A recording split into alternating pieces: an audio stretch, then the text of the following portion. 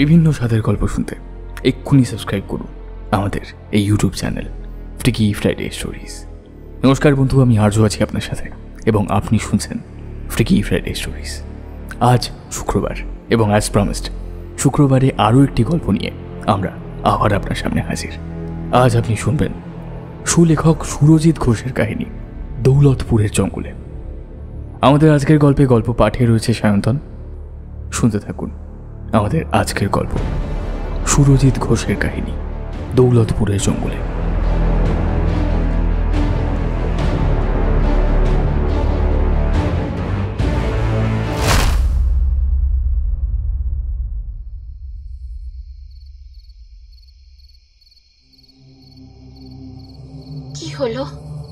কি হলো গুরুদেব? আমার হাতের রেখা বিচার করে আপনার মুখটা এরকম থমথমে হয়ে গেল কেন? আপনি কি তবে খারাপ কোনো ইঙ্গিত পেলেন? প্রায় অন্ধকার ঘরের মধ্যে ব্যাঘ্র চামড়ার ওপর টান টান হয়ে বসে রয়েছেন মহারাজ বিজয় সিংহ। বিজয় সিংহের মুখোমুখি তার ঠিক সম্মুখভাগে একটি যুবতী মেয়ে তার বাম হস্ত মেলে ধরেছে। এতক্ষণ ধরে মহারাজ বিজয় সিংহ সেই যুবতী নারীর হাতের রেখা বিচার করছিলেন। সেই যুবতীর হাতের রেখা বিচার করতে করতে মহারাজের মুখের সমস্ত অভিব্যক্তি বদলে গেল। তার মুখ জুড়ে ঘনীভূত হল দুশ্চিন্তার কালো মেঘ। মহারাজ চুপচাপ স্থির হয়ে বসে রয়েছে দেখে সেই যুবতী আবার পুনরায় ওই একই প্রশ্ন করল। কি হলো মহারাজ? আপনি নিশ্চয়ই আমার হাতের রেখা দেখে কোনো খারাপ কিছুর ইঙ্গিত পেয়েছেন, তাই না? যুবতীর এই প্রশ্নে আর চুপ করে স্থির হয়ে বসে থাকতে পারলেন না মহারাজ বিজয় সিংহ। বজ্র গম্ভীর গলায় খানিকটা চিন্তিতভাবে তিনি বললেন, আমি তোমার কাছ থেকে কোনো কিছু গোপন করতে চাই না।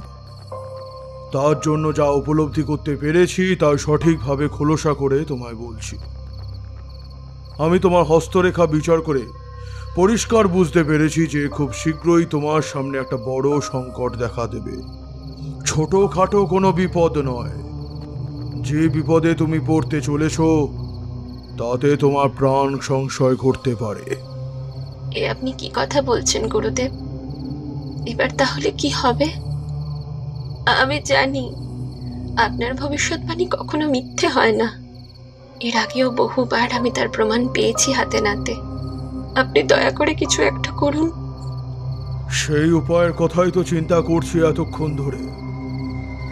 তুমি তো খুব ভালোভাবেই জানো যে আমার কোনো সন্তানই নেই। ঈশ্বর সেই সুখ থেকে আমায় বঞ্চিত করে রেখেছেন চিরকাল। তাই তোমাকেই আমি আমার মেয়ে মনে করি। আমি নিশ্চয়ই চাইবো না তোমার কোনো ক্ষতি হোক, তাই না? হ্যাঁ হ্যাঁ হ্যাঁ, একটা ভালো উপায় মাথায় এসেছে। এই অবস্থায় একমাত্র এই একটাই উপায় আছে যে তোমাকে সম্পূর্ণ সুরক্ষা করতে না পারলেও আংশিকভাবে সুরক্ষা প্রদান করবে। কি সেই উপায় গুরুদেব? রক্ষা কবচ। হ্যাঁ, এই একমাত্র রক্ষা কবচই তোমায় এখন সুরক্ষা প্রদান করতে সক্ষম হবে। তুমি এখানেই বসো, আমি এক্ষুনি একটা রক্ষা কবচ নির্মাণ করে তোমার হাতে বেঁধে দিচ্ছি। এই কথা বলে মহারাজ বিজয় সিংহ এবার উঠে দাঁড়ালেন। তারপর তিনি বেশ অনেকটা সময় ধরে একখানি মন্ত্রপুত রক্ষা কবচ নির্মাণ করে লাল সুতোর সাথে সেই যুবতীর বাঁ হাতে বেশ ভালোভাবে বেঁধে দিলেন। যুবতীর হাতে রক্ষা কবচ বাঁধার পর মহারাজ বললেন, এই রক্ষা কবচটি তুমি তোমার হাত থেকে কখনো কোনো অবস্থাতেই খুলবে না। সর্বদা খেয়াল রেখো তোমার অজান্তেও যেন এটা খুলে না যায়। এই রক্ষা কবচ সম্পূর্ণভাবে বিপদের হাত থেকে তোমায় রক্ষা করতে না পারলেও তোমার বড় সড়ো কোনো ক্ষতি হতে দেবে না। যদি কোনো ভয়ঙ্কর কোনো সংকটের মুখোমুখি তুমি হয়েছ তাহলে অবশ্যই আমাকে জানিও, আমি নিজে গিয়ে তোমাকে রক্ষা করব।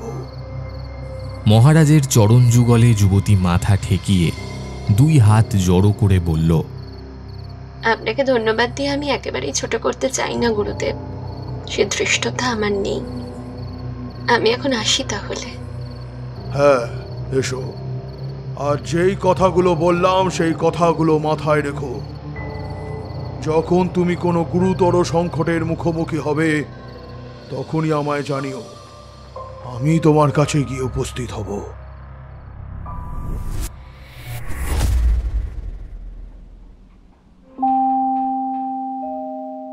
আরে এই সুলেখা, কি হলো বল দেখি? সকাল থেকে এরকম মুড অফ হয়ে রয়েছে কেন তোর? Mood off? কই না তো। হ্যাঁ, বললেই হবে। আজ সকালে কলেজ আসার পর থেকেই দেখছি তুই কেমন যেন চুপচাপ হয়ে রয়েছিস, কারোর সাথে সেরকম ভাবে কথা বলছিস না, হাসাহাসি করছিস না, মজা ঠাট্টা করছিস না, কিরকম যেন গম্ভীর হয়ে রয়েছিস। আর তুই বলছিস তোর মুড অফ হয়নি? তুই বলবি আর আমি বিশ্বাস করে নেব? হ্যাঁ রে প্রমিতা, আমি তোকে এতটুকু মিথ্যে কথা বলছি না, সত্যি আমার মুড অফ নেই। আরে বাবা, সামনেই তো এক্সাম, সেই কারণেই একটু টেনশনে রয়েছি। আরে এক্সাম, সে তো অনেক দেরি। আর এক্সাম নিয়ে এত চিন্তা করার কোনো কারণ নেই। তাছাড়া তুই যা ব্রিলিয়েন্ট স্টুডেন্ট, তাতে তোর আবার কিসের টেনশন রে? এই এক্সামের আগেই তো তোর সমস্ত সিলেবাস কমপ্লিট হয়ে যায়।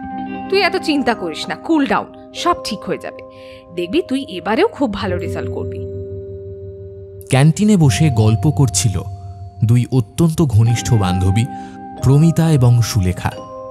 এবার ক্যান্টিনে আড্ডার আসরে এসে অংশগ্রহণ করল তাদের আরও 3 জন বন্ধু, যথাক্রমে সুজয় নীল, পরমব্রত এবং অভিক। এরা 5 জন কলেজের সবচেয়ে ভালো মেধাবী ছাত্রছাত্রী। অনেকের মতে যারা টপার হয় তাদের মধ্যে নাকি একটা লোক দেখানো বন্ধুত্বপূর্ণ সম্পর্ক থাকলেও আসলে একে অপরের প্রতি তারা চরম হিংসুটে হয়। তারা একে অপরকে পেছনে ফেলে পরীক্ষার খাতায় বেশি নম্বর পাওয়ার দৌড়ে সামিল হয়। কিন্তু এই কথা, এই মতামত সম্পূর্ণভাবে ভুল প্রমাণিত করেছে এই 5 জন ছেলে মেয়ে। তারা প্রত্যেকেই পড়াশোনায় অত্যন্ত ভালো হলেও কেউ কারোর প্রতি সামান্যতম কোনো হিংসা করে না, বরং সকলেই সকলকে যথেষ্টভাবে সাহায্য করে এবং বিভিন্ন সময় একে অপরের পাশে থাকে। রতনদা, 3টে চা দিও তো। কি ব্যাপার রে, কি নিয়ে কথা হচ্ছে দুই সখীর মধ্যে? হাসতে হাসতে ইয়ার্কির ছলে কথাগুলো বলল সুজয় নীল। সুজয় নীলের এই প্রশ্নের উত্তরে প্রমিতা বলল, আরে আর বলিস না, দেখ না সকাল থেকে সুলেখা কেমন যেন গম্ভীর হয়ে রয়েছে, কারোর সাথে কথাবার্তা বলছে না ঠিকভাবে। আমি ওকে কারণ জিজ্ঞাসা করায় ও বলছে ওর নাকি টেনশন হচ্ছে, সামনে পরীক্ষা আছে বলে। প্রমিতার এই কথা শুনে চোখের মধ্যে থেকে সানগ্লাসটা খুলে কিছুটা হেসে উঠল পরমব্রত। তারপর সে বলল, আরে না না, পরীক্ষা এখন অনেক দেরি, আর পরীক্ষা নিয়ে টেনশন করার মতো আমি সুলেখা নয়। এই সুলেখা, তোর কি হয়েছে বলতো, খুলে বল। আরে বাবা, আমার কিছু হয়নি, তোরা প্লিজ এই নিয়ে আমাকে ডিস্টার্ব করিস না তো, আমার একদম ভালো লাগছে না। পরিস্থিতি কিছুটা হালকা করার জন্য অভিক এরপর সকলের সামনে একটা প্রস্তাব রাখল। আচ্ছা, এইসব আলোচনা এবার থামা। সামনেই তো আমাদের কলেজের একটা লম্বা ছুটি পড়ে যাচ্ছে, তো এই ছুটিটায় আমরা 1-2 দিনের জন্য কোথাও থেকে ঘুরে আসতে পারি নাকি? পরমব্রত একটা প্লেটে করে 3 জনের জন্য 3টে মাটির ভাঁড়ে চা নিয়ে এসে চিৎকার করে বলল, এসে গেছে এসে গেছে এসে গেছে, আমাদের সবাইকার জন্য চা আর কফি এসে গেছে। আমাদের 3 জনের জন্য 3টে চা, আর সুলেখা আর প্রতিমার জন্য 3টে কোল্ড কফি। এই অভিক কিন্তু খুব একটা খারাপ কথা বলেনি, এটা মানতেই হবে। সত্যিই তো লম্বা ছুটি পড়ে যাচ্ছে কলেজে। এখন এই সুযোগে ওই 1-2 দিনের জন্য বেশ দূরে কোথাও কোনো অচেনা অজানা জায়গায় গিয়ে একটু পিকনিকের মতো করলে কেমন হয় বলতো? কথাগুলো একটানা বলল সুজয় নীল। সুজয় নীলের কথা শুনে প্রমিতা কোল্ড কফির গ্লাসে একটা চুমুক দিয়ে বলল, এ তো অতি উত্তম কথা। সম্পূর্ণ অচেনা অজানা চেনা জানা গণ্ডির বাইরে যাওয়া মানেই তো একটা অ্যাডভেঞ্চার। একটা কি হয় ভাব মনের মধ্যে কাজ করতে থাকে। বেশ ভালো একখানি অ্যাডভেঞ্চারাল ট্যুর হতে চলেছে বুঝতে পারছি। না না, এই নিয়ে আমাদের কোনো আপত্তি নেই। তোরা বরং একটা ডেট ফিক্সড কর, আর একটা জায়গা দেখ যেখানে আমরা গিয়ে বেশ কটা দিন থাকতে পারবো নিজেদের মতো করে। প্রমিতার এই কথা শুনে তৎক্ষণাৎ আপত্তির সুরে সুলেখা বলে উঠল, না না, আমার আপত্তি আছে, আমি এখন কোথাও কোনো জায়গায় যেতে পারবো না। আরে এই সুলেখা, কি হয়েছে বলতো তোর? সকাল থেকেই কিন্তু আমি তোকে লক্ষ্য করছি, তুই কেমন যেন একটা গুটিয়ে গিয়েছিস নিজের মধ্যে। এখন যাওয়ার প্রস্তাবেও নাকচ করছিস। এরকমটা তো তুই করিস না খুব একটা সচরাচর। প্রত্যেকবার আমরা যখন যেখানে গিয়েছি তাতে সবচেয়ে বেশি উৎসাহ ছিল তোর, কিন্তু এবার হঠাৎ করে কি হলো বলতো? আমরা প্রত্যেকবার যখন যেখানে যাই 5 জনে একসাথেই যাই, তাই এবারও এর অন্যথা ঘটবে না। আমরা সবাই রাজি যখন, তখন সুলেখাও রাজি হয়ে যাবে। ওর কথা বাদ দে তো অভিক। শোন, তোকে আমি একটা দায়িত্ব দিচ্ছি, তুই একটা ভালো জায়গার খোঁজ করতো ভাই, যেখানে গিয়ে আমরা ওই 1-2 দিন থাকতে পারবো শান্তিতে। তবে হ্যাঁ, একটা বিষয় কিন্তু মাথায় রাখিস, সেই জায়গাটা যেন একটু নিরিবিলি গোছের হয়, আর আমাদের চেনা জানা গণ্ডির পুরোপুরি বাইরে হয়। এই কলকাতা শহরের বুকে থাকতে থাকতে যেন ধিক্কার ধরে গেছে। মানুষজনের এত কোলাহল, হই হট্টগোল, যানবাহনের হর্ন, কলকারখানার আওয়াজ, এই সব কিছুর থেকে একটু মুক্তি পেতে চাই। ওকে মাই ব্রাদার সুজয় নীল, তুই যেমনটা বলছিস ঠিক তেমনটাই হবে, ডোন্ট ওয়ারি। এই নিয়ে চিন্তার কোনো কারণ নেই। আমি আজ রাতেই সার্চ করছি, এরকম কোনো একটা জায়গার সন্ধান নিশ্চয়ই আমি পেয়ে যাব। এরপর কবে সেখানে যাওয়া হবে সেটা না হয় আলোচনা হবে আজ রাতে আমাদের গ্রুপে। ঠিক আছে, এখন তাহলে এই কথাই থাক। চল এবার যে যার বাড়ি যাই, বাকি কথা না হয় রাতে হোয়াটসঅ্যাপ গ্রুপে হবে। রাতে ডিনার সেরে নিজের বেডরুমে এসে ফোনের নেট অন করতেই সুলেখা দেখল ইতিমধ্যে ওদের 5 জনের হোয়াটসঅ্যাপ গ্রুপে কোথায় বেড়াতে যাওয়া হবে সেই নিয়ে কনভারসেশন স্টার্ট হয়ে গেছে। সবার প্রথমে অভিক টেক্সট করে জানিয়েছে যে পূর্ব বর্ধমান জেলায় দৌলতপুর নামের একটা জায়গা রয়েছে, যেই জায়গা একেবারে জনমানবহীন, এবং ওই দৌলতপুরের মূল আকর্ষণ হলো একটা ছোটোখাটো বন। ওই জায়গাটার মধ্যে বেশ কয়েক মাইল মানুষের বসবাস নেই বললেই চলে। সোশ্যাল মিডিয়া থেকে কালেক্ট করা কয়েকটা ফটোও পাঠিয়েছে অভিক। অভিকের ইনফরমেশনে সকলেই এক কথায় যাকে বলে রাজি। পূর্ব বর্ধমান জেলার দৌলতপুর হল এবারের গন্তব্যস্থল। সকলে এবার কথা তুলল কবে যাওয়া হবে সেই ডেটের বিষয়ে। অনেক আলোচনার পর ফিক্সড হলো সামনের রোববার যাওয়া হবে। প্রমিতা এবং সুজয় নীল মিলে অনেকবার করে বলার পর সুলেখাও এক প্রকার বাধ্য হলো তাদের সাথে যাওয়ার জন্য রাজি হতে। এরপর আর কি, ওরা ওদের পরিবারের মানুষদের সমস্ত কিছু বলে রাজি করালো। মাঝে মধ্যেই ওরা 5 জন মিলে এরকমভাবে নানান জায়গায় ঘুরতে যায়, তাই মোটামুটি ওদের পরিবারের মানুষরা ওদের এই বিষয় সম্পর্কে সবটাই জানে। খুব একটা আপত্তিও তাই করে না পরিবারের মানুষরা। রবিবারের সকালে সবাই যে যার নিজেদের প্রয়োজনীয় জিনিসপত্রে ভরা লাগেজ, রাতে থাকার জন্য অস্থায়ী তাঁবু, রান্নাবান্না করার জন্য যাবতীয় জিনিসপত্র, গ্যাস ওভেন ইত্যাদি নিয়ে এসে উপস্থিত হলো তারা 5 মাথার মোড়ে।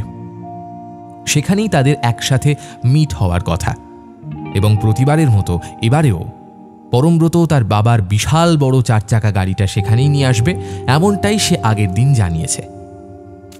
কি হলো বলতো, প্রায় 8টা বেজে গেল, অথচ এখনো পরমব্রত গাড়ি নিয়ে এলো না। এরপর তো দৌলতপুর পৌঁছতে পৌঁছতে অনেক দেরি হয়ে যাবে। এত দূরের রাস্তা সকাল সকাল বেরোনোই ভালো। হ্যাঁ রে, ওর গাড়ির আবার কোনো প্রবলেম হলো না তো? হাতঘড়ির দিকে তাকিয়ে খানিকটা বিরক্তির সাথে কথাগুলো বলল প্রমিতা। প্রমিতার কথা শুনে অভিক বলল, না না, গাড়ির কোনো প্রবলেম হয়নি। তাহলে নিশ্চয়ই সেটাও আমাদের ফোন করে জানাতো। অন্য কোনো কারণে লেট হচ্ছে বোধহয়। আচ্ছা বেশ বেশ, আর কিছুটা সময় ওয়েট করা যাক, তারপর না হয় আমি ওকে কল করছি। আর মিনিট 10 ওইভাবে অপেক্ষা করার পর 5 মাথার মোড়ে এসে উপস্থিত হলো পরমব্রত তার গাড়ি নিয়ে। জানালার খোলা কাঁচের ভেতর থেকে সে সকলের উদ্দেশ্যে বলল, এই সরি ভাই, আমার একটু দেরি হয়ে গেল। আরে আর বলিস না, আসার সময় যেমন একটা অঘটন ঘটলো। অঘটন ঘটলো? কি অঘটন ঘটলো পরমব্রত? আরে সুলেখা আর বলিস না, ঠিক বেরোনোর সময় আমার ঠাকুমার হাত থেকে ওই জ্বলন্ত প্রদীপ কাপড়ের মধ্যে পড়ে একেবারে যাচ্ছে তাই অবস্থা। একটা বড়সড় রকমের অ্যাক্সিডেন্ট হয়ে যেতে পারতো কিন্তু আজকে। তো বড়সড় কিছু হয়নি, তার আগে এই আগুন টাগুন নিভিয়ে দেওয়া হয়েছিল। তো ওই ঠাম্মাকে ফার্স্ট এড টার্স্ট এড দিয়ে তারপরেই এলাম, তাই জন্য একটু লেট হলো আর কি। সে কি? এই যে সাংঘাতিক ঘটনা, কিন্তু তুই বেরিয়ে আসার সময় এরকম একটা অমঙ্গলজনক ঘটনা ঘটলো। আমার মনটা কিন্তু একেবারেই সায় দিচ্ছে না। এবারে প্রোগ্রাম ক্যান্সেল করলেই বোধহয় ভালো হতো। আমি এখনো তোদের বারবার করে বলছি, আমাদের এই দৌলতপুরে যাবার কোনো প্রয়োজন নেই। তার থেকে বরঞ্চ চল আমরা এই কাছে পিঠে কোথাও থেকে ঘুরে আসি। সারাটা দিন কাটিয়ে তারপর না হয় সন্ধ্যার সময় যে যা নিজের নিজের বাড়ি চলে যাব। গাড়ির দরজা খুলে ভেতরে নিজেদের ব্যাগপত্র যাবতীয় যা কিছু আছে সেই সমস্ত কিছু ভরছিল সুজয় নীল। সুলেখার এই রকম কথা শুনে সে এবার যেন তেড়ে এলো। হ্যাঁ রে সুলেখা, তুই কি একেবারেই পাগল হয়ে গেছিস নাকি? আমরা সবাই ব্যাগপত্র নিয়ে গাড়িতে উঠতে চলেছি আর তুই বলছিস প্রোগ্রাম ক্যান্সেল করে দিতে? কি হয়েছে বলতো তোর? বারবার এরকমভাবে আপত্তি করছিস কেন? কই অন্যান্যবার তো এইভাবে আপত্তি করিস না। তোরা কিছুতেই বুঝতে পারছিস না সুজয় নীল। চুপ, একদম চুপ। আর একটাও কথা বলবি না তুই। আমরা তোর কোনো কথা বুঝতেও চাই না, আর তুই চুপচাপ গাড়িতে ওঠ। ওঠ বলছি। সুজয় নীলের এমন ধমকানিতে এবার সত্যিই কাজ হলো। সুলেখা আর কোনো আপত্তি না করে বাধ্য বালিকার মতন উঠে পড়ল গাড়ির সিটে। গাড়ির ভেতরে পরমব্রতর পায়ের তলায় গুটিয়ে বসে থাকা লেজি নামের বিশাল বড় তাদের পোষ্য কুকুরটা ঘেউ ঘেউ করে দুবার ডেকে উঠে সকলকে বুঝিয়ে দিল যে তাদের যাত্রায় এবার সেও সঙ্গী হয়েছে। সকলে এক এক করে নিজেদের যাবতীয় জিনিসপত্র গাড়িতে তুলে দরজা বন্ধ করতেই পরমব্রত গাড়ি চালাতে আরম্ভ করল।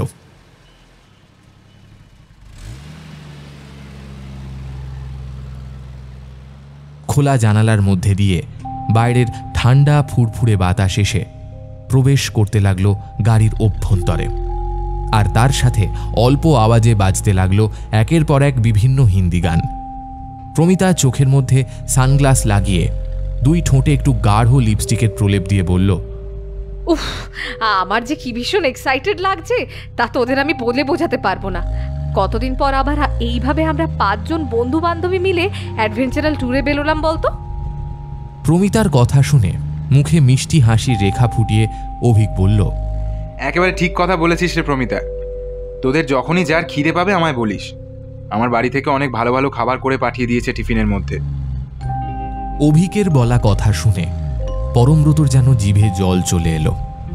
সে দ্রুততার সাথে বলে উঠল, হে অভিক, তো টিফিনের মধ্যে কি কি খাবার রয়েছে?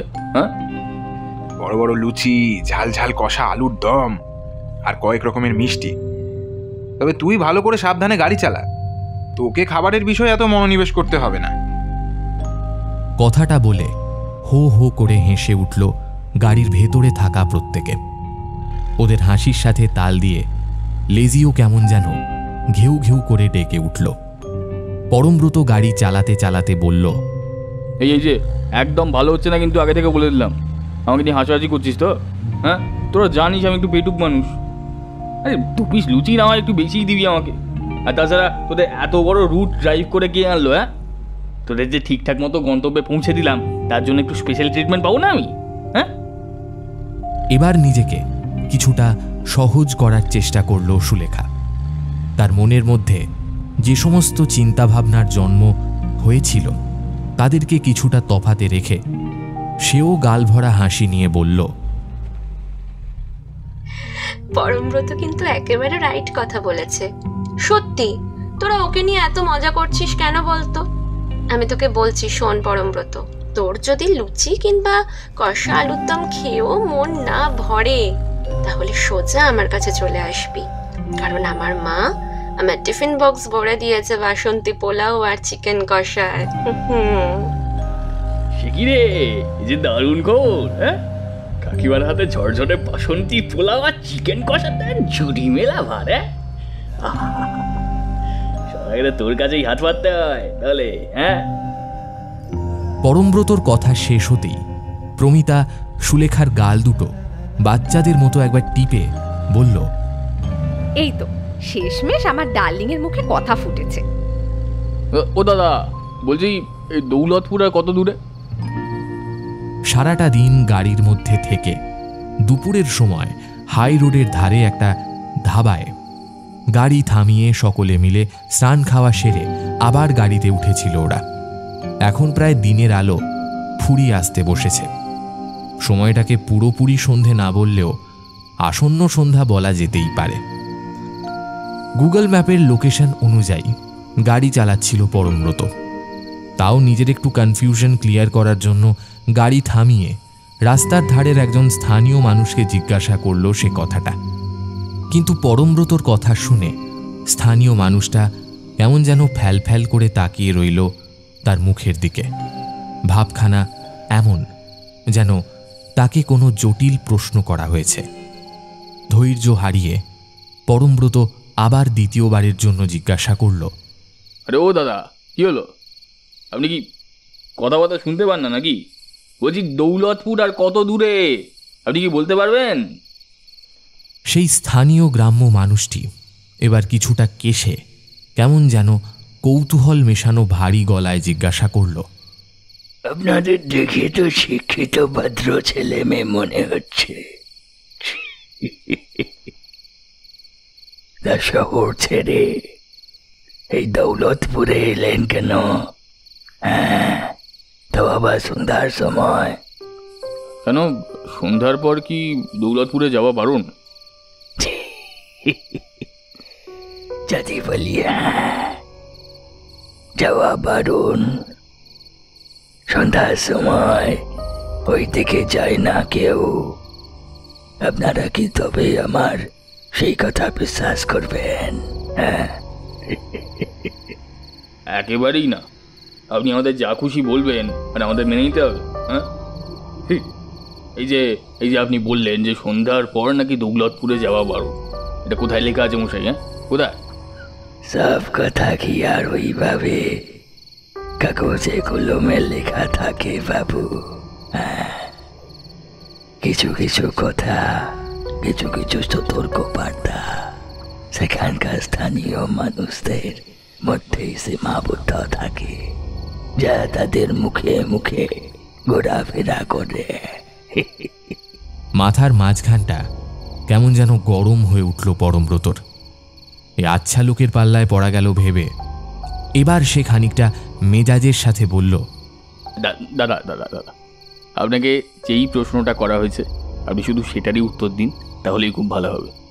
এখান থেকে দৌলতপুর আর কত দূর? মিনিট 15-20 পথ।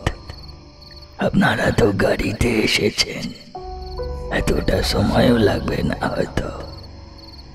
তবে একখানা কথা বলি, ছোট মুখে বড় কথা হবে। আমি জানি না আপনারা কেন ওখানে যাচ্ছেন, কি কারণে যাচ্ছেন। দু একটা কথা বা বলতে পারেন সতর্ক বার্তা আপনাদের দিতে চাই। রাতের বেলায় আপনারা যেখানে থাকবেন সেই জায়গাটা কিন্তু পুরোপুরি আলোকিত করে রাখবেন। আগুন, লাইট এসব জ্বালিয়ে রাখবেন। কখনো 5 মিনিটের জন্য আগুন নিভতে দিবেন না। ওকে বস, অনেক ধন্যবাদ এই উপদেশ দেওয়ার জন্য। চলি। পরমব্রত এবার সেই গ্রামের মানুষটিকে ধন্যবাদ জানিয়ে দ্রুত বেগে গাড়ি চালাতে আরম্ভ করল। গাড়ির ভেতর বসে থাকা সকলেই আবার হাসি ঠাট্টা মজায় মেতে উঠল। কেউই প্রায় তোয়াক্কা করল না ওই মানুষটির বলা একটাও কথা। কিন্তু সুলেখার মাথার মধ্যে কেবলই ঘুরপাক খেতে থাকল লোকটার শেষের কথাগুলো। তার কানের মধ্যে কেবলই যেন বাজতে থাকল রাতের বেলায় অন্ধকার না করে থাকার বিষয়টা। সুলেখা যেন কিছুতেই মন থেকে মুছে ফেলতে পারল না এই সমস্ত কিছু। আরে আয় আয়, তোরা সকলে এবার খেতে আয়। রাত তো প্রায় অনেকটাই হলো, এবার খাওয়া দাওয়াটা করে নি চল। তবে আজ কিন্তু আমরা সারা রাত জাগবো, কেউ ঘুমাবো না। বাইরে বেড়াতে এসেছি, একটু আনন্দ মজা করবো বলেই তো, ঘুমালে কি আর চলবে? দৌলতপুর জঙ্গলের বাইরে এক সম্পূর্ণ ফাঁকা মতন জায়গায় এসে তাঁবু খাটিয়ে নিজেদের ব্যাগপত্র সহ রান্নার সমস্ত জিনিসপত্র, দোকান বাজার সবজি সব কিছু গুছিয়ে রাখতে রাখতে সন্ধে হয়ে গিয়েছিল। তবে এতে ওদের কোনো সমস্যা হয়নি। সন্ধ্যার অন্ধকারের হাত থেকে রেহাই পেতে বেশ কয়েকটা এমার্জেন্সি লাইট সঙ্গে করে নিয়েই এসেছে ওরা। এর সাথে ফোন চার্জ দেওয়ার জন্য পাওয়ার ব্যাংক তো রয়েইছে। এখন প্রায় রাত 10টা। 5 জনের জন্য 5টা প্লেটে বাসন্তী পোলাও, আলুর দম আর চিকেন কষা পরিবেশন করে সকলকে খেতে ডাকল অভিক। অবশ্য অভিকের সাথে হাতাহাতি সব কিছু এগিয়ে দিচ্ছিল প্রমিতা। পাশাপাশি 2টো তাঁবু খাটিয়েছে ওরা, একটাতে সুজয় নীল, পরমব্রত এবং অভিক, আরেকটাতে প্রমিতা আর সুলেখা। ওদের হাঁক ডাকে সকলে এবার যে যার মতন বেরিয়ে এলো। জঙ্গলের শুকনো কাঠ জোগাড় করে আগুন ধরিয়েছে, আর সেই আগুনকে গোল করে ঘিরে খেতে বসল প্রত্যেকে। সকলে খাওয়া আরম্ভ করলেও খেতে পারল না সুলেখা। ওর গলা দিয়ে যেন কিছুতেই খাবারগুলো নামতে চাইল না। সে ভয়ার্ত মুখে সকলের উদ্দেশ্যে থমথমে গলায় বলল, একটা জিনিস কি তোরা কেউ নোটিস করেছিস? চারপাশটা কিন্তু অদ্ভুত রকমের শব্দহীন, নিস্তব্ধ, যেটা একেবারেই কোনো স্বাভাবিক ঘটনা নয়। মুখের খাবার চিবোতে চিবোতে সুজয় নীল বলল, আরে বাবা সুলেখা, তোর কিন্তু একটু ভুল হচ্ছে। আমরা কোনো বড় সড়ো টাউন কিংবা মানুষজনের বসবাসে ভর্তি গ্রামগঞ্জে নেই। আমরা রয়েছি সম্পূর্ণ এক জনমানবহীন জঙ্গলের নিকটে। তাই এই গভীর রাতের মধ্যে তুই যে কোনো আওয়াজ পাবি না, সেটাই তো স্বাভাবিক। এতে অস্বাভাবিকের কি দেখলি তুই? তুই হয়তো একটা কথা ভুলে যাচ্ছিস সুজয় নীল, যে আমরা এই প্রথমবার কিন্তু কোনো জঙ্গলের ধারে রাত কাটাচ্ছি না। এর আগেও বহুবার আমরা 5 জনে মিলে এরকম কোনো না কোনো জনমানবহীন প্রান্তরে গিয়ে ট্যুর করেছি, কিন্তু এইরকম শব্দহীন রাত্রি কখনো উপলব্ধি করিনি। আসলে কি জানিস সুজয় নীল, প্রত্যেকটা জায়গারই না কোনো না কোনো নিজস্ব কিছু শব্দ থাকে। এই জঙ্গলেরও কিন্তু কোনো শব্দ থাকার কথা ছিল। যেমন ধর সরীসৃপের আওয়াজ, কীটপতঙ্গের আওয়াজ, এই জঙ্গলে বসবাসকারী বিভিন্ন পাখি পাখালির কিংবা রাতচরা নৈশ পাখি কিংবা জন্তু জানোয়ারের গর্জন, এগুলো তো স্বাভাবিক। অথচ আমাদের কানে কিন্তু এখনো অবধি বিন্দু মাত্র কোনো শব্দ এসে পৌঁছয়নি। এতটা সময় হয়ে গেল। সুলেখার কথা শুনে পরমব্রত এবার বলল, আমি কিন্তু সুলেখার বলা কথাগুলোকে একেবারেই হেসে উড়িয়ে দিতে পারছি না। তাছাড়া আমাদের এখানে আসার পর থেকে কিন্তু আমার কুকুরটা অর্থাৎ ল্যাজি কীরকম যেন একটা ঘাবড়ে গিয়েছে। তোরা কতটা কি বিশ্বাস করবি আমি জানি না, তো আমি তো ল্যাজিকে সব থেকে বেশি ভালোবাসি। তাই এই কথা জোর দিয়ে বলছি, ও কিছু একটা বিষয় নিয়ে ভীষণ রকমের ভয় পেয়েছে। যেমন যেন লেজ গুটিয়ে চুপটি করে বসে আছে। দেখ, ওর মধ্যে যে একটা ছটফটে ভাব থাকতো, এখানে আসার পর থেকে সেটা কিন্তু পুরোপুরিভাবে গায়েব হয়ে গেছে। এবার কি তুইও শুরু করলে পরমব্রত? মানে একা তো সুলেখাই ছিল, তার উপরে কি এবার তুইও ওর সাথে যোগদান করলি নাকি? সত্যি রে, তোদের নিয়ে আর পারা যায় না। আরে বাবা, এসব কিছু আসার সময় ওই হতবাগা লোকটার মুখ থেকে ওই অদ্ভুত সব কথাগুলো বলার পরেই তোদের মনের মধ্যে এই জায়গাটাকে নিয়ে একটা অহেতুক ব্যাখ্যাহীন ভয়ের সূচনা হয়েছে, যার কারণে তোদের মনে হচ্ছে এই জায়গাটা অস্বাভাবিক, কিন্তু আদেও তেমন কিছু নয়। কথাগুলো বলল প্রমিতা। প্রমিতার বলা কথায় ইতি টেনে অভিক বলল, এই তোরা এবার এইসব তর্ক বিতর্ক থামা দেখি নিজেদের মধ্যে। চুপচাপ এবার যে যার খাবারগুলো খা, আর একটাও কথা কেউ বলবি না। খাওয়া দাওয়া কমপ্লিট কর, রাতে ড্রিঙ্কসের ব্যবস্থা আছে। প্রমিতা কিংবা সুলেখা তো ড্রিঙ্কস করবে না, তাই আমাদের 3 জন ছেলেদের জন্য অ্যালকোহলের বোতল এনেছি, জমিয়ে আড্ডা দেব। এ কি বলছিস রে ভাই? তাহলে তো পুরোপুরি বিষয়টা জমে একেবারে ক্ষীর হয়ে যাবে। হ্যাঁ, সত্যি তো, বেড়াতে এসে একটু ড্রিঙ্কস আর একটু স্মোকিং না করলে কি আর চলে? কথাগুলো বলতে বলতে 2 চোখ আনন্দে উজ্জ্বল হয়ে উঠল সুজয় নীলের। প্রমিতা তাড়াতাড়ি বলে উঠল, এই শোন, যা করবি তা কিন্তু একদম কন্ট্রোলে, একদম আনলিমিটেড কিছু খাবি না। মাথায় রাখিস, আমরা কিন্তু এখানে 2 জন মেয়ে সম্পূর্ণ তোদের ভরসাতেই এসেছি। Just cool down. এর আগে তোরা আমাদের সাথে গিয়ে কোথাও কি কোনো বিপদে পড়েছিস? তাহলে আজও কোনো বিপদের মুখোমুখি হবি না। আমরা থাকতে তোদের কোনো ক্ষতি হতে দেব না। রাতের খাওয়া দাওয়া শেষ হতেই এরপর আরম্ভ হলো রঙিন জলের আসর, সাথে গান বাজনা। প্রমিতা খুব ভালো গিটার বাজায়। সে সঙ্গে করে তার গিটারখানা নিয়ে আসার কথা একেবারেই ভুলে যায়নি। আর গানের গলাও খুব একটা খারাপ নয় মেয়েটার। জ্বালানি কাঠের মধ্যে জ্বলতে থাকা আগুন গনগনে থাকতে থাকতেই তাতে আবার সময় বুঝে কাঠ দিতে থাকল সুলেখা। কিছুতেই সে ওই জায়গাটাকে পুরোপুরি অন্ধকারে নিমজ্জিত হতে দিল না। তার মনের মধ্যে যে ইতিমধ্যে একটা ভয় ক্রমশ দানা বাঁধতে শুরু করেছে, সে কথাও কাউকে বলা বা বোঝানোর চেষ্টা না করলেও নিজে সতর্ক হয়ে এবং আসার সময় সেই গ্রামের মানুষটার কথা মাথায় রেখে সেই মতন সারা রাত জেগে থেকে আগুন জ্বালানোর সিদ্ধান্ত নিল।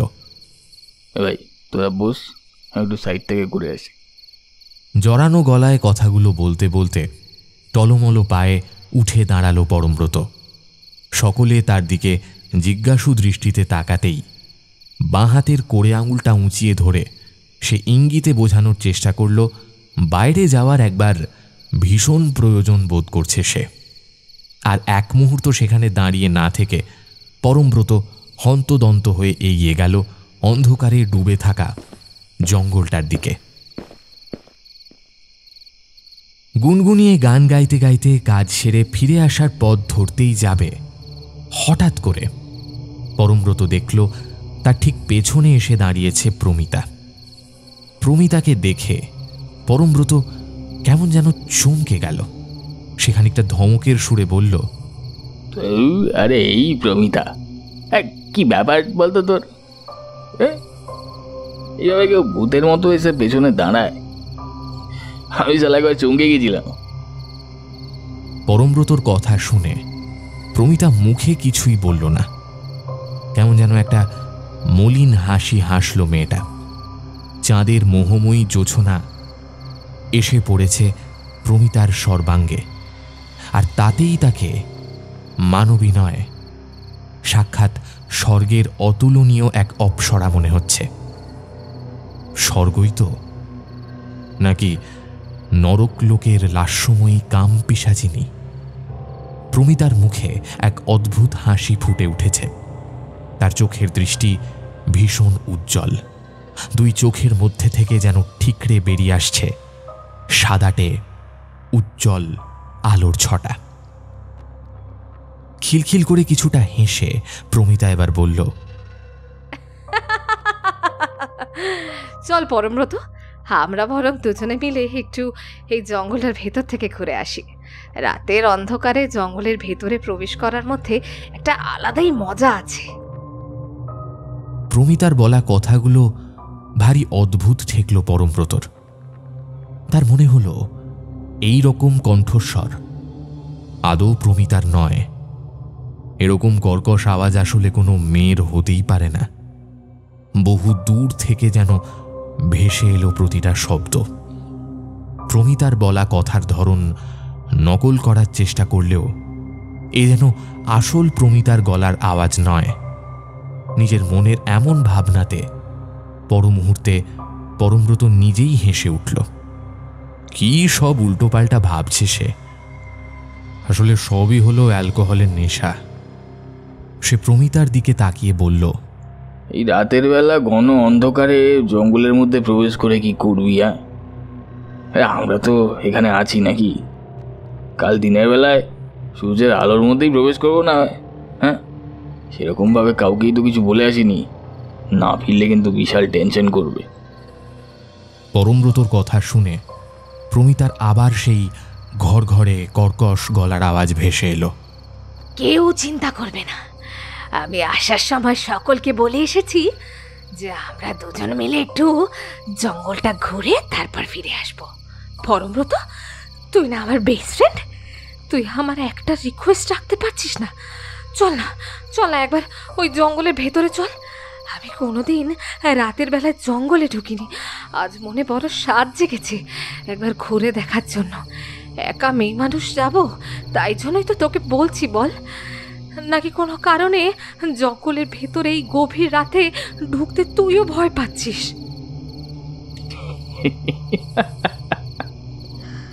তুই আমায় হাসালি প্রমিতা, হ্যাঁ? আমি ভয় পাবো? সত্যি তুই যে কি বলিস না, হ্যাঁ? আচ্ছা আচ্ছা বেশ, ঠিক আছে, তুই এখন এতবার করে যখন বলছিস তখন চল, আমিও যাচ্ছি। চ চ, আমি যাচ্ছি তোর সাথে, চ। আমি নাকি ভয় পাবো? আরে এই পরমব্রত, কি ব্যাপার রে তোর?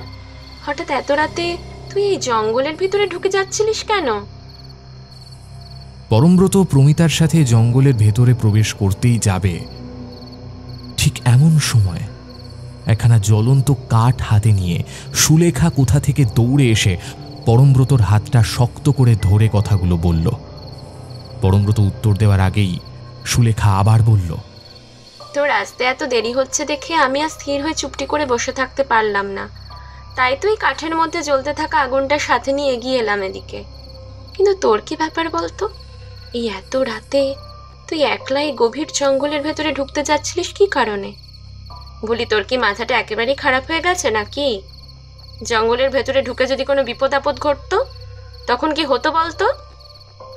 এই, তুই শুধু আমাকে শোনাচ্ছিস কেন রে? হ্যাঁ, প্রমিতাকেও কিছু বল। আমি তো একা একা যাইনি, ও তো আমার সাথে গেছিল। ও নাকি কখনো রাতের জঙ্গল দেখেনি, ওই জন্য নাকি জঙ্গল দেখতে যেতে হবে ওর। তো ওই জন্যই আমি কোম্পানিতে গেছিলাম ওর সাথে। ওকেও বল কিছু, সব কথা আমি শুনবো। প্রমিতা? তুই এখানে প্রমিতাকে পেলি কোথা থেকে? আরে প্রমিতা তো আমাদের ওইখানেই বসে আছে। হ্যাঁ, এতক্ষণ ধরে মেয়েটা গিটার বাজিয়ে গান গাইছিল, কিন্তু এখন গান বন্ধ করেছে, তাই তুই ওর গানের আওয়াজ শুনতে পাচ্ছিলিস না। সুলেখার বলা কথাগুলো শুনে যেন আকাশ থেকে পড়ল পরমব্রত। চকিতে ঘাড় ঘুরিয়ে সে দেখল সত্যিই সেখানে কোথাও প্রমিতা নেই। কিন্তু এই কি করে সম্ভব? এই মাত্র কিছুক্ষণ আগেই তো প্রমিতা এখানে দাঁড়িয়েছিল, তাকে বারবার করে ওই জঙ্গলের দিকে যাওয়ার কথা বলছিল।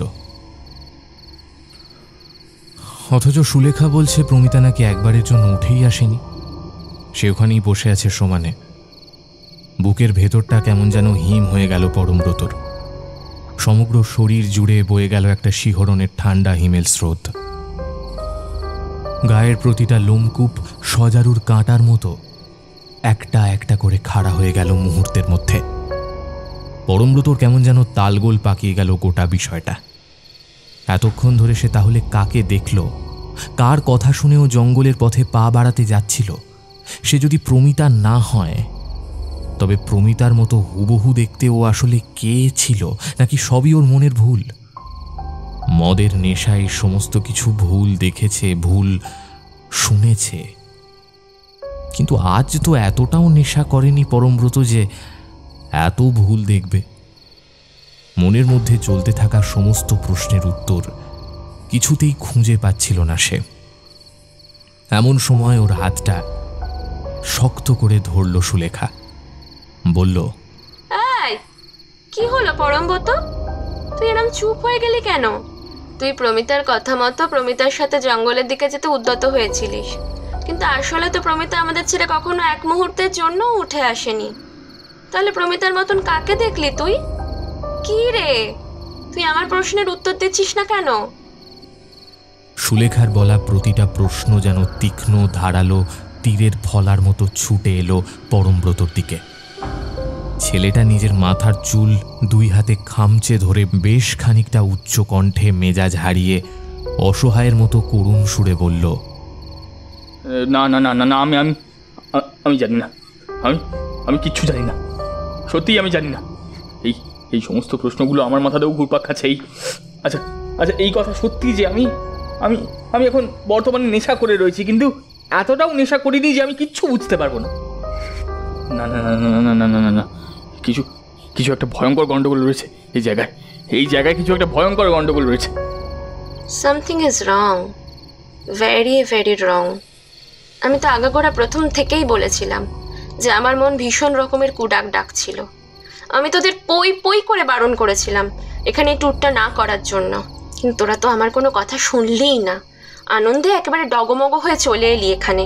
ভাগ্যিস সঠিক সময়ে আগুনটার সাথে নিয়ে এখানে এসে উপস্থিত হয়েছিলাম, নাহলে আজ যে তোর সাথে ঠিক কি ভয়ানক পরিণতি হতো তার স্বয়ং ঈশ্বরই জানেন। চল, আমরা আর এক মুহূর্ত এখানে দাঁড়িয়ে থাকবো না, তাঁবুর কাছে আমাদের ফিরে যেতে হবে। সকলকে কি গোটা বিষয়টা বলে সাবধান করতে হবে এক্ষুনি, না হলে ওরাও বড়সড় কোনো বিপদের মুখোমুখি হতে পারে। এই কথা বলে সুলেখা পরমব্রতর হাত ধরে তাকে নিয়ে এলো সেখান থেকে। ওরা কেউ একবারের জন্য পেছনে ফিরে তাকালো না। যদি একবার তাকাতো তাহলেই দেখতে পেত যে অন্ধকারে গাছের আড়াল থেকে একটা কালো কায়াহীন অবয়ব অন্তরালে দাঁড়িয়ে থেকে তাদের প্রতিটা কার্যকলাপের ওপর নজর রেখে চলেছে। সেই কালো ছায়ামূর্তির দুটো অদ্ভুত ধবধবে মণিবিহীন সাদা চোখের উজ্জ্বল অশুভ দৃষ্টি পুরোপুরিভাবে নিবদ্ধ তাদেরই দিকে। সুলেখা সেখানে এসে বাকি সকলকে সমস্ত কথা বলল। গোটা বিষয়টা শুনে এবার সকলের মনের মধ্যে কি যেন একটা ভয়ের সঞ্চার হলো। এদিকে কোনো একটা কিছুর অস্তিত্ব সম্পর্কে সচেতন হয়ে মারাত্মক ভয় পেয়ে লেজি যেন আরো গুটিয়ে গেল। ক্রমাগত সে কুঁই কুঁই করে কেঁদে চলল অস্বাভাবিকভাবে। সুজয় নীল, আরে এই সুজয় নীল, এই ওঠ না, দেখ লেজি দৌড়ে জঙ্গলের মধ্যে চলে গেল। চল চল, তাড়াতাড়ি চল, কুকুরটাকে আমাদের ফিরিয়ে নিয়ে আসতে হবে, নাহলে জঙ্গলের কোনো হিংস্র পশু ওর ক্ষতি করে দিতে পারে। তাঁবুর বাইরে মাটির মধ্যেই আধশো অবস্থায় ঘুমিয়ে পড়েছিল সুজয় নীল।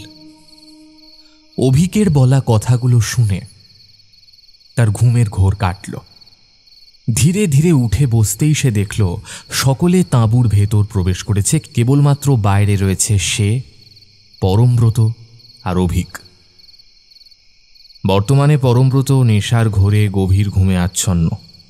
তাদের থেকে মাত্র কিছুটা তফাতে জ্বলতে থাকা শুকনো কাঠের আগুন এখন প্রায় নিভু নিভু হয়ে এসেছে।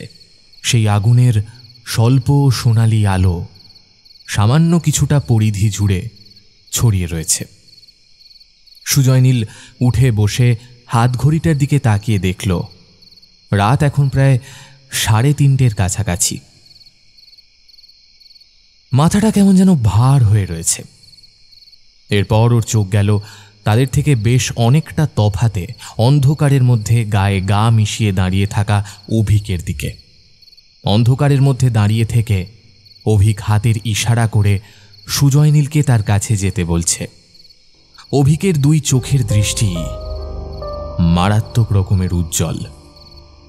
একটা তীব্র সাদাটে আলোক রশ্মি যেন বেরিয়ে আসছে ওর দুই চোখের অক্ষিকোটর থেকে। অভিকের গলার আওয়াজ এবার ভেসে এলো অন্ধকারের প্রাচীর ভেদ করে। কি হলো রে? কি এত ভাবছিস? তাড়াতাড়ি আয়, লেজি না হলে তো জঙ্গলের গভীরে চলে যাবে। অভিকের বলা কথাগুলো শুনে যেন থতমত খেয়ে গেল সুজয় নীল। অভিকের গলার আওয়াজ এতটা কর্কশ, এরকম ঘর ঘরে হলো কিভাবে? মানুষের বুকে দীর্ঘদিন সর্দি বসলে যেরকম গলার আওয়াজ বেরিয়ে আসে সেই রকম ঘর ঘরেই কণ্ঠস্বর। কিন্তু এত কিছু এখন ভাবার সময় একেবারেই নেই। পরমব্রত ঘুমোচ্ছে, তাই ওকে অযথা ডিস্টার্ব করে লাভ নেই। যা করার তা সুজয় নীল এবং অভিককেই করতে হবে। যেভাবে হোক জঙ্গলের ভেতর থেকে ওই নিরীহ প্রাণীটাকে ওদের বের করে আনতেই হবে, তা না হলে লেজির কোনো একটা বিপদ ঘটে যেতে পারে। এই ভেবে সুজয় নীল উঠে দাঁড়িয়ে অন্ধকারে পা বাড়ালো। অন্ধকারের পথে পা বাড়াতেই যাবে এমন সময় মাত্র কয়েক ঘন্টা আগে সুলেখার বলা ওই সমস্ত কথাগুলো তার মস্তিষ্কের মধ্যে যেন ভেসে উঠল। আর সাথে সাথে সুজয় নীলের হাত পা সহ সারা শরীর কেমন যেন অবশ হয়ে গেল। তার মনের মধ্যে একটা প্রশ্নের উদয় হলো, আচ্ছা এটা সত্যি অভিক তো, নাকি অন্য কিছু? পরমব্রত প্রমিতা ভেবে যে ভুল করেছিল, যে ছলনার শিকার হতে যাচ্ছিল, তার সাথেও এরকম কোনো ঘটনা ঘটছে না তো? এই ভেবে সুজয় নীল একখানা জ্বলন্ত কাঠ তুলে নিয়ে অন্ধকারের বুকে এগিয়ে আসতেই চোখের সামনে যা দেখল তাতে তার পায়ের তলার মাটি ভূমিকম্পের মতো থরথর করে কেঁপে উঠল। একটা বিরাট আর্ত চিৎকার বেরিয়ে এলো সুজয় নীলের বুক ঠেলে। সে দেখল অন্ধকারের মধ্যে এতক্ষণ ধরে দাঁড়িয়ে থাকা অভিক আগুনের আলোর সংস্পর্শে আসতেই কেমন যেন বাতাসের সাথে মিলিয়ে গেল কর্পূরের মতন। কি হলো সুজয় নীল? তুই এরকম ভাবে চিৎকার করলি কেন? তোরা একেবারে ঠিক বলেছিলি। হ্যাঁ, সত্যি এই জায়গাটা একেবারে স্বাভাবিক নয়। এখানে ভয়ঙ্কর রকমের কিছু একটা রয়েছে যার সম্পর্কে আমাদের ধারণা সম্পূর্ণ শূন্য। সে আমাদের মতো রক্ত মাংসে গড়া কোনো জীবিত প্রাণী নয়।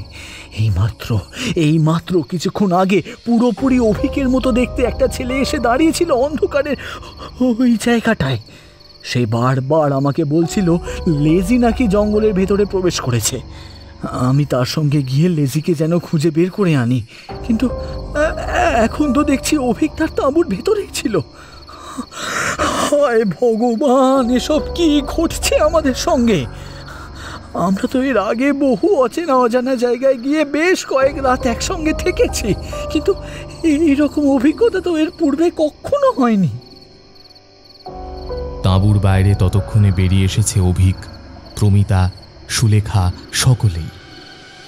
সুলেখা তাড়াতাড়ি বেশ কিছু শুকনো কাঠ আগুনের মাঝখানে ফেলে দিল, তাতেই দাউ দাউ করে জ্বলে উঠল আগুন। অভিক হতভম্বের মতো বলল, হ্যাঁ, আরে লেজি বনের মধ্যে ঢুকতে যাবে কেন? ও তো তাঁবুর ভেতরেই শুয়ে আছে চুপটি করে। না, তোদের কথাবার্তা শুনে বিষয়টা কিন্তু আমারও একদম ভালো লাগছে না। আজকের রাতটা কোনো রকমে কাটিয়ে কাল সকালে ভোরের আলো ফুটলেই আমরা এখান থেকে চলে যাব। অভিকের কথায় প্রতিবাদ জানিয়ে এবার সুলেখা বলল, না, কাল আমরা এখানেই থাকবো, এখান থেকে কোথাও যাব না। এইসব পাগলের মতো তুই কি বলছিস সুলেখা? তুই তো বুঝতেই পারছিস এই জায়গাটা মোটেও ন্যাচারাল নয়। এখানে আনন্যাচারাল কিছু একটা রয়েছে যেটা প্রতি মুহূর্তে আমাদের বিভিন্ন বন্ধু বান্ধবীদের রূপ নিয়ে আমাদের বিপদে ফেলার চেষ্টা করছে। সমস্ত কিছু জানার পরেও তুই এখানে থেকে যাবার কথা বলছিস কি করে? বলছি তার কারণ কাল সকালে এই জায়গায় আমার গুরুদেব এসে উপস্থিত হবেন। আমি ইতিমধ্যেই তাকে ফোন করে সমস্ত কিছু জানিয়েছি। আর আমার গুরুদেব হলেন স্বনামধন্য মহারাজ বিজয় সিংহ। বিজয় সিংহের নাম নিশ্চয়ই শুনেছিস তোরা। আমি এখানে আসার আগে আমার গুরুদেবের কাছে গিয়েছিলাম। গুরুদেব আমায় বলেছিলেন যে সামনে বড় সড়ো কোনো বিপদ আসতে চলেছে এবং সেই বিপদের মুখোমুখি হতে চলেছি আমি, এবং এই রক্ষা কবচ তিনি আমার হাতে বেঁধে দিয়েছিলেন। এখন আমি পরিষ্কার বুঝতে পারছি গুরুদেব আসলে এই বিপদের আভাসই পেয়েছিলেন। ঠিক এই কারণেই বিপদের কথা জেনে আমি আমার চেনা জানা পরিচিতির গণ্ডির বাইরে এখন এইভাবে কোনো ট্যুরে আসতে একেবারেই রাজি হচ্ছিলাম না। তবে তোরা কোনো চিন্তা করিস না, এই স্থানে যে অপশক্তির বসবাস রয়েছে তা আমরা ধ্বংস করে তবেই এখান থেকে যাব। আজকের রাতটা আমরা আর ঘুমোবো না, তাহলে সে আবার আমাদের তার ছলনায় ভুলিয়ে ওই জঙ্গলের মধ্যে নিয়ে যাবার চেষ্টা করতে পারে। আগুন জ্বালিয়ে এখানেই বসে থাকি। গ্রামের লোকটা কি বলেছিল মনে আছে তো? আগুন নিভতে দিলে চলবে না কিছুতেই, সমস্ত জায়গাটা আলোকিত করে রাখতে হবে।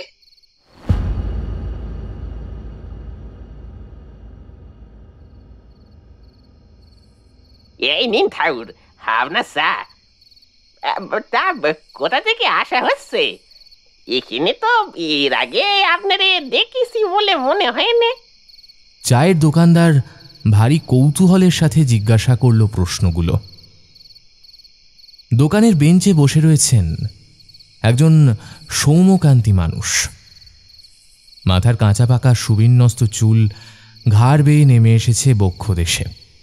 পরনে একখানা সাদা পাঞ্জাবি এবং চকচকে ধুতি, গলায় রুদ্রাক্ষের মালা, চোখের মণিতে এক অদ্ভুত আলোকময় দীপ্তি বিদ্যমান। দুই ভুরুর মাঝখানে প্রশস্ত ললাটে রক্ত কুমকুমের তিলক আঁকা। সেই বৃদ্ধ এবার নিজের পরিচয় দিয়ে বললেন, আমার নাম বিজয় সিংহ। তবে সকলে আমাকে মহারাজ বিজয় সিংহ বলেই ডাকে। আমার বাড়ি এখান থেকে বহু দূরে, কলকাতা শহরে। আজ এইমাত্র আমি এখানে এসে উপস্থিত হয়েছি। ও মা গো, কি সৌভাগ্য আমার যে আপনার মতন একজন মানুষের পায়ের ধুলো আমার এই ভাঙা দোকানে পড়েছে।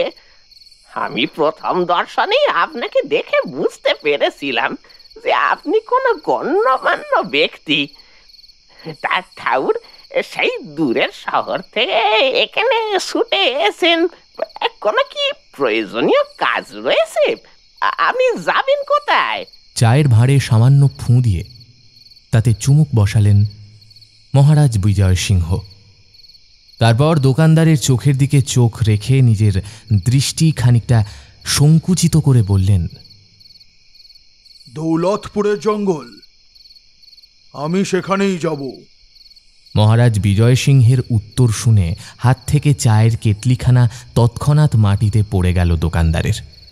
সে রীতিমতো থরথর করে কাঁপতে শুরু করল। কি হলো? দৌলতপুরের জঙ্গলের নাম শুনে এত ভয় পেয়ে গেলে? সত্যি করে বলো তো, কি রয়েছে সেখানে? আমার কাছ থেকে কোনো কিছু গোপন করার চেষ্টা করো না। আমি জানি সেখানে এক ভয়ঙ্কর অপশক্তি বসবাস করছে। সে খবর ইতিমধ্যেই আমার কানে এসেছে। এবার আসল ঘটনাটা তুমি খোলসা করে বলো দেখি। আপনার কাছ থেকে আর কি বা লুকাবো ঠাকুর মশাই, আপনি তো সবকিছুই জানেন। নেহাত আপনি জিজ্ঞাসা করছেন তাই মুখ খুলছি। তাছাড়া অন্য কোনো মানুষকে আমাদের এখানের এই বিষয়ে কেউ কিছু বলতে চায়নি। আসলে ওই দৌলতপুরের জঙ্গলে যে ঠিক কি রয়েছে সেটা আমরাও কেউ সঠিকভাবে জানি না, তাই জন্য কাউকে সে কথা জোর দিয়ে বলতেও পারি না। তবে ওই জঙ্গলটা যে ভয়ানক রকমের অশুভ, অমঙ্গলজনক, এ কথাটা খুব ভালোভাবেই জানি। ওই জঙ্গলের মধ্যে রাতের অন্ধকারে যে বা যারা প্রবেশ করে না তারা আর জীবিত অবস্থায় ফিরে আসতে পারেনি। ওই জঙ্গল পুরোপুরি অভিশপ্ত। মানুষের মুখে যেটুকু শোনা যায় তাতে দৌলতপুরের জঙ্গলে নাকি এক ভয়ানক প্রেতাত্মার বাস। সেই প্রেতাত্মা আসলে কে বা কোথা থেকে এসে এ সমস্ত বিষয়ে একটি মানুষও কিছু জানে না। কিন্তু আমরা এইটুকু জানি যে ওই প্রেতাত্মা বহুরূপী। সে বিভিন্ন মানুষ, এমনকি পশু পাখির রূপ ধারণ করতেও সক্ষম।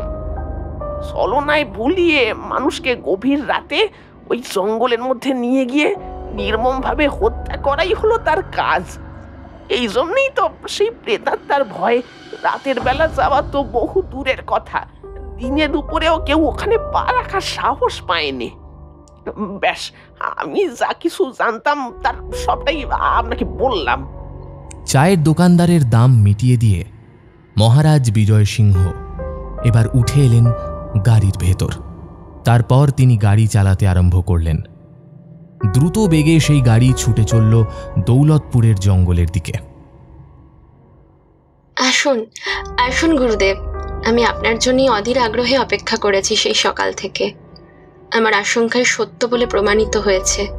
শুধুমাত্র আমি একাই নই, আমার সাথে থাকা এই 4 জন বন্ধু বান্ধবীও দৌলতপুরের জঙ্গলে ঘুরতে এসে ভয়ানক রকমের বিপদের মুখোমুখি হয়েছে।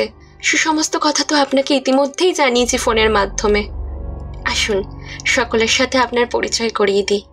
এই হলো আমার অত্যন্ত প্রিয় কাছের এক বান্ধবী প্রমিতা, আর ওরা আমাদের 3 জনের কলেজের বন্ধু। ওর নাম সুজয় নীল, ও পরমব্রত এবং ও অভিক। সুলেখা তার গুরুদেব মহারাজ বিজয় সিংহের সাথে পরিচয় করিয়ে দিল তার বাকি 4 জন বন্ধু বান্ধবীদের। সকলে অত্যন্ত ভক্তিভরে প্রণাম করল মহারাজকে। মহারাজ তাদের দিকে তাকিয়ে কাতর কণ্ঠে বললেন, তোমাদের মুখ চোখের দশা দেখে মনে হচ্ছে তোমরা কাল সারা রাতি প্রায় 2 চোখের পাতা এক করতে পারোনি। সম্পূর্ণ রাত বিনিদ্র অবস্থায় কাটিয়েছ। তবে চিন্তা করো না, আজ রাতে আর কোনো বিপদ তোমাদের স্পর্শ করতে পারবে না। আজই হবে সেই অপশক্তির পরাজয়। সকলের মনের মধ্যে কিন্তু একটা কি হয় ভয় থেকেই গেল। সন্ধ্যার সময় সুলেখার গুরুদেবকে কোথাও দেখতে না পেয়ে পরমব্রত জিজ্ঞাসা করল, এই সুলেখা, তো গুরুদেব মহারাজ বিজয় সিংহ তিনি কোথায় গেলেন? তাকে তো আর দেখতে পাচ্ছি না। পরমব্রতর এই প্রশ্নের উত্তরে সুলেখা কাঁদো কাঁদো মুখে জবাব দিল, আরে আর বলিস না, হঠাৎ করেই এই খানিকক্ষণ আগে গুরুদেবের একটা এমার্জেন্সি ফোন এসেছিল। তার পরিবারের একজন মানুষ ভীষণ রকমের অসুস্থ হয়ে পড়েছেন। আচমকাইতে গুরুদেবকে শহরে ফিরে যেতে হয়েছে। তিনি কাল সকালে এখানে পুনরায় আসার কথা জানিয়েছেন। সুলেখার মুখ থেকে এই কথা শোনার পর সেখানে উপস্থিত অন্য 4 জন যুবক যুবতীর মুখ সীমাহীন ভয়ে পুরোপুরি ফ্যাকাশে রক্তশূন্য হয়ে গেল। আর একটা বিভীষিকাময় রাত তারা 5 জন মিলে কাটাতে চলেছে কথা ভেবেই তাদের শরীরের সবটুকু রক্ত যেন জল হতে আরম্ভ করল। শিরদাঁড়া বেয়ে নেমে গেল একটা কনকনে ঠান্ডা চোরা রক্তের স্রোত। মাটির মধ্যে ধপ করে বসে পড়ল সুজয় নীল। সুলেখার দিকে তাকিয়ে বিস্ফারিত নয়নে তার 2 কাঁধ ধরে তাকে ঝাঁকিয়ে প্রমিতা বলল, এবার কি হবে সুলেখা? কালকে রাতের মতো আজ রাতেও নিশ্চয়ই সেই ভয়ানক প্রেতাত্মা আমাদের ওই জঙ্গলের মধ্যে নিয়ে গিয়ে হত্যা করতে চাইবে। কাল সকাল অবধি আমরা 5 জন আদৌ জীবিত থাকবো তো? এখন আমাদের ভয় পেলে কিছুতেই চলবে না প্রমিতা। এটা ভয় পাওয়ার সময় নয়। মন শক্ত কর, তাহলেই আমরা এই যুদ্ধে জয়লাভ করতে পারবো। সুলেখা, কোথায় গেলে তুমি? তাড়াতাড়ি বাইরে বেরিয়ে এসো। তোমাদের সমস্ত বন্ধু বান্ধবীদের বাইরে বেরিয়ে আসতে বলো। আমাদের এক্ষুনি এখান থেকে চলে যেতে হবে। তাঁবুর ভেতর থেকে মাঝরাত প্রায় 1:45 নাগাদ সকলে বেরিয়ে এসে দেখল সুলেখার গুরুদেব বিজয় সিংহ এসে দাঁড়িয়েছেন অন্ধকারের মধ্যে। মশালের ধিকি ধিকি আগুনের উত্তাপ ছড়িয়ে পড়েছে তার মুখের প্রতিটা ভাঁজে। মহারাজের এই 2 চোখ ওই ভয়ানক অন্ধকারের মধ্যেও কি ভীষণ রকমের উজ্জ্বল। রাতের অন্ধকারে রক্তলোলুপ সাপদ প্রাণীর চোখ যেমন উজ্জ্বল হয়ে ওঠে, খানিকটা সেই রকম। সুলেখা ভীষণ চিন্তিত কণ্ঠে বলল, এ কি গুরুদেব, আপনি এই এত রাতে এখানে? আপনি যে বললেন আপনার কোনো এক আত্মীয়র নাকি কি এক ভয়ঙ্কর দুর্ঘটনা ঘটেছে, সেই কারণে আপনাকে শহরে যেতে হবে। আপনি শহরে যাননি? গিয়েছিলাম, কিন্তু সেখানে গিয়ে ধ্যানের মাধ্যমে জানতে পেরেছি যে আজ রাতে তোমাদের ভয়ানক এক বিপদ ঘটতে চলেছে। দ্রুত গাড়ি চালিয়ে এই জঙ্গল ছেড়ে আমাদের এক্ষুনি পলায়ন হতে হবে। তোমরা এসো আমার সঙ্গে, আমি তোমাদের সুরক্ষিত জায়গায় নিয়ে যাব। অন্ধকারের মধ্যে সনসনে হাওয়ার সাথে ভেসে এলো মহারাজ বিজয় সিংহের বলা প্রত্যেকটা শব্দ। মহারাজের এই কথা শুনে পরমব্রত, সুজয় নীল, অভিক এবং প্রমিতা ঘাবড়ে গেল প্রত্যেকেই। ওরা মহারাজের নির্দেশ মতো প্রত্যেকে অন্ধকারের দিকে ধাবিত হতে যাচ্ছিল, কিন্তু এমন সময় সুলেখা চোখের ইশারায় তাদের প্রত্যেককে সেখানে দাঁড়াতে বলল। আরও বেশ কিছু শুকনো কাঠ নিয়ে এসে গোলাকার আগুনের মধ্যে ছুঁড়ে দিতেই সেই আগুনের উত্তাপ আরও বৃদ্ধি পেল কয়েক গুণ। এরপর ওদের চোখের সামনে যে ভয়ানক অবিশ্বাস্য ঘটনা ঘটল তার জন্য ওরা কেউই প্রস্তুত ছিল না। অন্ধকারের বুক চিরে গুল্ম লতাপাতার ভেতর থেকে বেরিয়ে এলেন স্বয়ং মহারাজ বিজয় সিংহ। প্রবল আক্রোশের সাথে তিনি নিজের গলায় ধারণ করা অত্যন্ত শক্তিশালী রুদ্রাক্ষের দৈব শক্তি সম্পন্ন মালাখানি চেপে ধরলেন অন্ধকারের মধ্যে দাঁড়িয়ে থাকা দ্বিতীয় মহারাজের কপালে। সাথে সাথে চোখের সামনে সেই অপশোক মহারাজের খোলস ছেড়ে পরিণত হল এক বিভৎস দর্শন কালো কুচকুচে অবয়বে। এসব কি হচ্ছে? একসাথে দুজন মহারাজ? দুজন নয় প্রমিতা, প্রথম যে জন আমাদের আহ্বান জানাচ্ছিল তার সাথে যাবার জন্য বলছিল, সে আসলে মহারাজ নয়, ওই ভয়ানক অপশক্তি যে মহারাজের ছদ্মবেশ নিয়ে আমাদের কাছে এসেছিল। এবং আমাদের সকলকে একসাথে মহারাজের ছদ্মবেশে ভুলিয়ে জঙ্গলের মধ্যে নিয়ে যাবার চেষ্টা করছিল। তোদের সবটা পরে আমি বুঝিয়ে বলছি, কিন্তু তার আগে মহারাজ এই নিন, এই কাঠের আগুন দিয়ে চিরজীবনের মতো শেষ করে দিন এই অপশক্তিকে। মাটির মধ্যে ততক্ষণে রীতিমতো ধস্তাধস্তি আরম্ভ হয়ে গিয়েছে। মহারাজ বিজয় সিংহ বীর দর্পের সাথে তার নিজের গলার রুদ্রাক্ষের মালা শক্ত করে চেপে ধরেছেন ওই অশুভ শক্তির কপালে। বিকট প্রাণপণ আর্ত চিৎকার করছে সেই অশুভ শক্তি, কিন্তু কিছুতেই মহারাজের হাত থেকে আজ সে ছাড়া পাবে না। সুলেখার ছুঁড়ে দেওয়া কাঠের আগুন লুফে নিয়ে মহারাজ সেই আগুন নিক্ষেপ করলেন সোজা ওই অপশক্তির দেহে। জ্বলন্ত আগুনের মধ্যে ঘি ছুঁড়লে যেরকম দপ করে অগ্নিশিখার মাত্রা বৃদ্ধি পায়, সেই রকম একই বিস্ফোরণ ঘটল। জ্বলন্ত আগুনের মধ্যে ঘি ছুঁড়লে যেরকম দপ করে অগ্নিশিখার মাত্রা বৃদ্ধি পায়, সেই রকম এক বিস্ফোরণ ঘটল। সেই প্রেতাত্মার পৈশাচিক চিৎকারে যেন কেঁপে উঠল সমগ্র আকাশ, বাতাস, পাতাল। ধীরে ধীরে চূর্ণ বিচূর্ণ হয়ে বাতাসের সাথে মিলিয়ে গেল সে। মহারাজ রুদ্রাক্ষের মালাখানি অগ্নিশিখার ভেতর হাত ভরে তা বের করে পুনরায় নিজের গলায় ধারণ করলেন। মহারাজের এই কর্মকাণ্ড অবাক চোখে হাঁ করে প্রত্যক্ষ করছিল সুলেখা বাদে বাকি চারজন। সুলেখা মহারাজের এইরূপ ক্ষমতা সম্পর্কে আগে থেকেই অবগত ছিল, তাই এরকম ঘটনা প্রথমবার প্রত্যক্ষদর্শী না হওয়ার কারণে সে সেরকম চমকিত হল না। মহারাজ হাসতে হাসতে বললেন,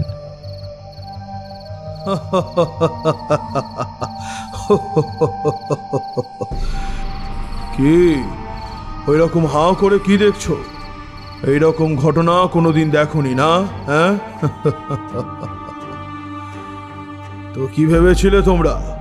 মহারাজ ভীষণ স্বার্থপর একটা মানুষ, তাই না? তোমাদের এই রকম বনে বাদরে প্রেতাত্মার গ্রাসে সম্পূর্ণ অসুরক্ষিত অবস্থায় রেখে শহরে চলে গিয়েছিলেন, তাই ভাবছিলে তো? হ্যাঁ, কিন্তু কিন্তু মহারাজ, আমরা তো এসব কিছুই বুঝতে পারছি না। সুলেখা আমাদের বলল আপনি নাকি শহরে চলে গিয়েছেন কোনো একটা প্রয়োজনীয় কাজে। আরে না না, আমি শহরে যাইনি। আমি এখানেই চুপটি করে গা ঢাকা দিয়ে লুকিয়ে বসেছিলাম। আসলে এই সমস্ত কিছুই ছিল একটা টোপ। আমি জানতাম প্রেতাত্মা যদি একবার জানতে পারে যে আমি শহরে ফিরে গেছি, তাহলে সে নিশ্চিতভাবে আমার রূপ ধারণ করে তোমাদের সকলকে একসাথে বের করতে চাইবে। আর সেই সুযোগটাকেই কাজে লাগালাম আমি। আর কোনো ভয় নেই, সকল বিপদের কালো মেঘ কেটে গেছে। এই দৌলতপুরের জঙ্গল থেকে সারা জীবনের মতো ঘুচে গিয়েছে সমস্ত অভিশাপ, ভয় আর নিরীহ মানুষের মৃত্যু। আপনাকে যে কি বলে ধন্যবাদ জানাবো মহারাজ, তা সত্যিই ভেবে পাচ্ছি না। আজ আমাদের সকলের প্রাণ রক্ষা পেল কেবলমাত্র আপনার কারণে। আর এখানে একটা দিনও আমরা থাকবো না। কাল সকালে ভোরের আলো ফুটলেই আমরা সকলে শহরের উদ্দেশ্যে রওনা দেব। সবাই মিলে বলো, জয় মা তারার জয়, জয় মা তারার জয়। মা তারাই যা করার তিনিই করেছেন। মা মঙ্গলময়ী মা, তিনি সমস্ত অপশক্তির বিনাশকারিণী। মাই আমাদের রক্ষা করেছেন।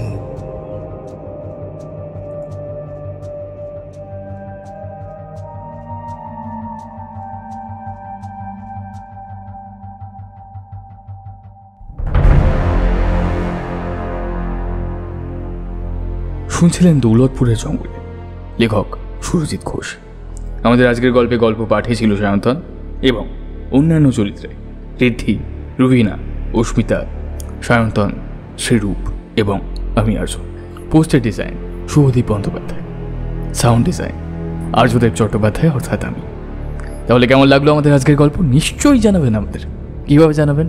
আমাদের কমেন্ট সেকশন আপনার জন্য খোলাই আছে, এবং তার সাথে আপনি যদি চান আমাদের ফেসবুক এবং ইনস্টাগ্রামে ফলো করতে পারেন। হ্যাঁ, আরও একটা জিনিস আপনাকে জানিয়ে রাখি, আপনি যদি চান আমাদের মেম্বার হতে পারেন। মাত্র 29 টাকার বিনিময়ে আপনি পেতে পারেন এমন কিছু গল্প যেগুলো শুধুমাত্র আমরা মেম্বারদের জন্য আপলোড করি। তাহলে আজকের মতো এতটুকুই। সামনের সপ্তাহে আরও একটি দারুণ গল্প নিয়ে ফিরে আসবে টিম ফ্রিকি ফ্রাইডে স্টোরিজ। ততদিন খুব ভালো থাকবেন। শুভরাত্রি।